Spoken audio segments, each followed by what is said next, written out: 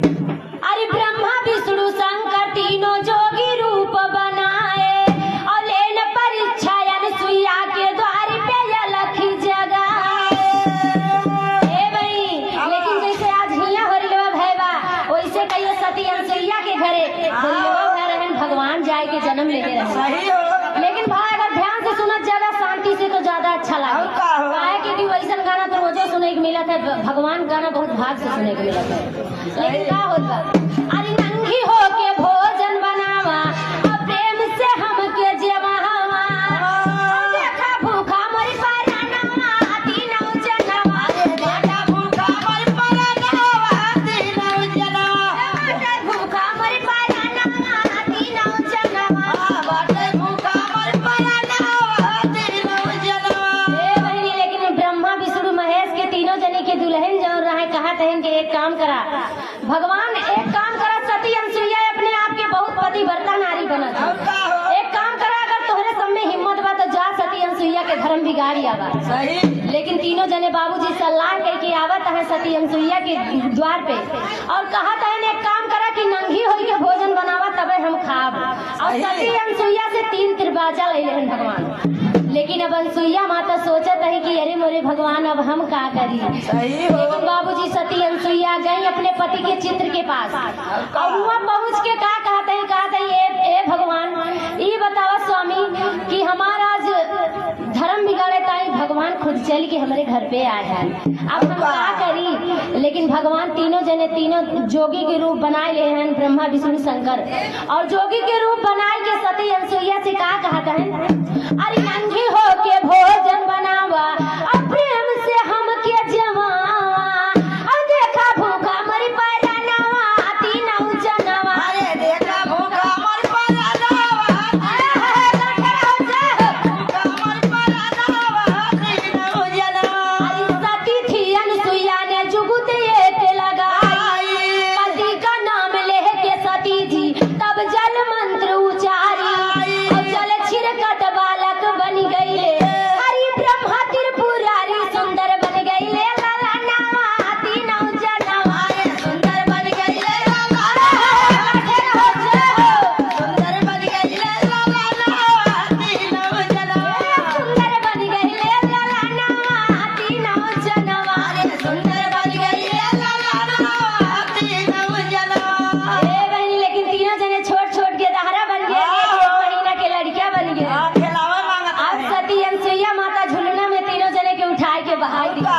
लेकिन कैसे खिलावत है अरे मन ही मन लोरी गाय रही है अनुसुईया मैया झुलना झुलाए रही है अनुसुईया मैया झुलना झुलाए रही है अनुसुईया मैया झुलना पुनी पुनी लगावेली आँखी में गजरवा पुनी पुनी लगावेली आँखी में गजरवा कुटिया में सबके घुमाए रही है अनुसुईया मैया झुलना झुलाए रही है अनुसुईया मैया झुलना झुला रही है अनुसुईया मैया। हे भाई लेकिन अनुसुईया माता ब्रह्मा विष्णु महेश के अपने घरे में कुटिया में खिलाए के बुलावत ही काजर लगावत ही कहत ही ओ हो नैना तो कजरारे बा कहते हैं बाबूजी आज हमार कुटिया पवित्र होगी कि भगवान खुद चल के हमरे घर पे आए। लेकिन हरी ब्रह्माणी और पार्वती लक्ष्मी जी तीनों जने सोचत ही अपने मन में विचार करत ही कहत ही अरे मोरे भगवान हम तो भेजे है अनुसुईया धर्म बिगाड़े बदे कहीं ऐसा न हो कि अनुसुईया बेरहमाई है हमरे दुल्हा का। और तीनों जने सोचत ही मन में विचार करत ही। लेकिन इतने में नारद भगवान आए गए। नारद भगवान आए के कहत है नारायण नारायण ए भाई। लेकिन नारद भगवान आए के कहत है एक काम करा तू सहे भेजे है अनुसुईया के धर्म बिगाड़े बदे। लेकिन अब अनुसुईया के लगे तोहरे से एक दुल्हा लौट के आई है ना। अब एक काम करा कि अब तीनों जने तीनों देवता का अनुसुईया बेलमाई लेंगे। लेकिन बाबूजी जब इतना लक्ष्मी जी सुनत ही तो मारे गुस्सा के लाल हो गए।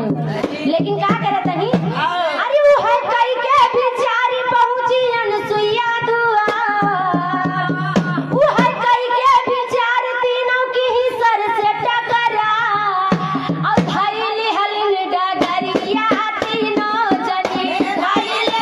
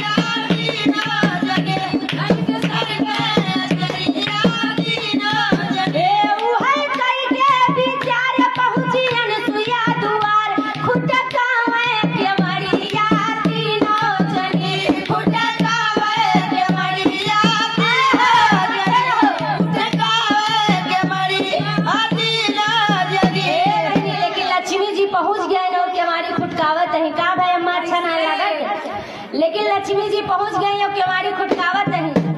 इतने में सती अनसुईया माता तीनों जने के तीनों भगवान के एक एक महीना के दहरा बनाए के खिलावत है और तीनों जने के मुड़े में बाल न रहा, छोट छोट के दहरा रहा तीनों जने। चाहता है हो भगवान अब हमरे पेटे पर से उतर जा, तू जाने बैठ जा।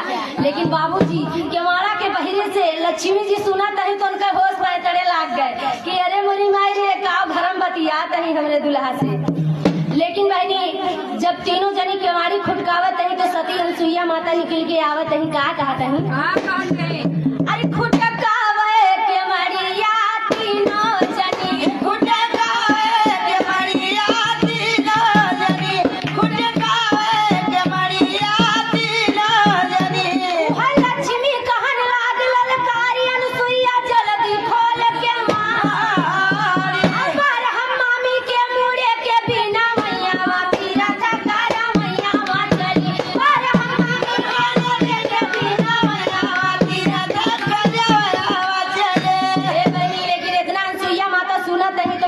कि अरे मोरे भगवान के हमारे आज मुड़े के बार बीने वाला आई। सही हो। लेकिन जब भीतर से बहिरे निकलत है अनसुईया माता तो कहा तही तू सबके हाउ तीनों जनी अब का ले आए हाउ दुनिया। लेकिन का होत बा लेकिन कहा तहन कि तू से का करे ही आए हाउ एक बात बतावा और हमरे मुड़े के बार बीने वाला जिंदगी में केहू ना आया रहा है आज कैसन मेहरारू हो मुड़े के बार बीने। लेकिन लक्ष्मी जी बाबूजी कहा माता कहत है कि हमरे मुड़े के बाल बीने वाला के आई के बा। लेकिन लक्ष्मी जी यही पे बोलत है कहा तही एक काम करा कि हमरे सब तीनों जनी के पति लाए के घर में खुलेर मचा रही हो और हम से पूछा था कि हम का कहत ही। लेकिन वही पे अनसुईया माता मधुरी बानी से का बोलत है अनसुईया कहन लाग ललकारी अब मोर बुढ़वा खुदै बतैया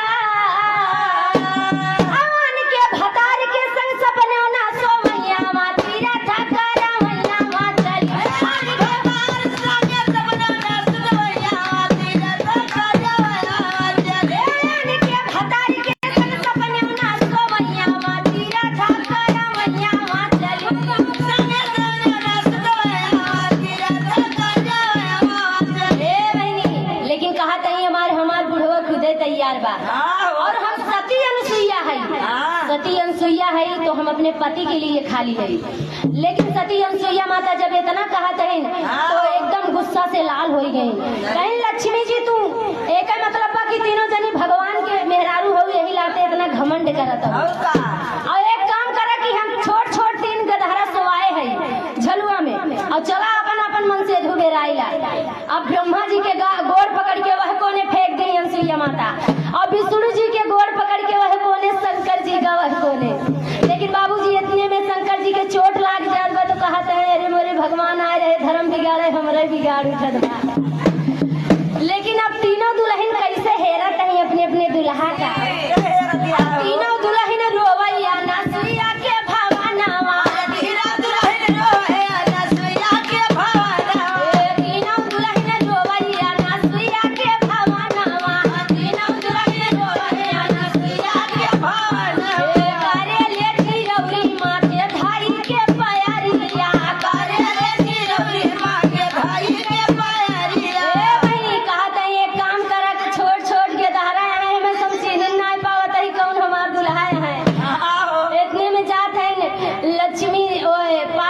ब्रह्मा का गोड़ छुए तो गोड़ बटोर लेन कहन अरे मरी माई हम तो जेठौत लागी हमारे धर्म बिगाड़ देंगे। लेकिन का कहते हैं अरे करे ले चिरौरी माथे धाई के पयरिया अरे अनसुईया माता तोहसे गहन हमारी हो गजबा की हूँ बहिनी किन्हू ना भतार हो गजबा की हूँ किन्हू ना भतार हो गजबा की हूँ बहिनी किन्हू ना भतार हो गजबा की हूँ बहिनी किन्हू ना भतार हो गजबा की हूँ बहिनी। तीनों दुल्हन रोवैया नसुईया के भवानावा तीनों दुल्हन रोवैया नसुईया के भवानावा। लेकिन तीनों दुल्हन रोए रोए कहते हैं कि अरे अनसुईया माता भले हम लोग देवता की पत्नी हैं लेकिन आप हमें माफ कर दीजिए और हमारा पति आप ही बता दीजिए कौन है।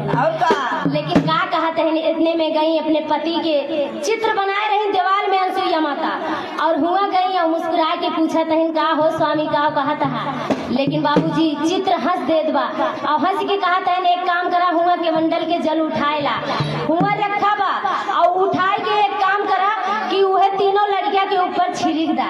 तीनों छोट छोट के दहरे हैं बड़ा हो जाइए जैसे जोने रूप में आए रहे वही रूप में हो जाइए। लेकिन बाबूजी अनसुईया जी बहनी ध्यान से हरी जा अनसुईया जी इतने में का करत हैं मंडल के जल उठाई हैं और तीनों लड़किया के लगे आके पहुंच गए। कहा था का हो भगवान अब अपने घरे जा ब्या। लेकिन भगवान तो देख के हंसा तहन कहा था ओ हो इतना अच्छा सेवा भाई अनसुईया के घर में जो सेवा कभो न मिलत सही। लेकिन अब तीनों देवता अनसुईया जी से का कहते हैं और प्रेम से खियावा अपने घर में हम खिचड़िया प्रेम से किया अपने घर में खिचड़िया लोरी सुनावा घर में खेला खेलवाड़िया लोरी सुनावा घर में खेला खेलवाड़िया लोरी सुनावा घर में खेला खेलवाड़िया लोरी सुनावा घर में खेला खेलवाड़िया। बनी लेकिन अनसुईया माता जल छिचकारे तही रोए रोए कि छोट छोट रहे इनका हम जियाए खवाए और अपने घर में इतने दिन से लेके पड़ा है। और का? तीनों जने रोवत है तीनों भगवान और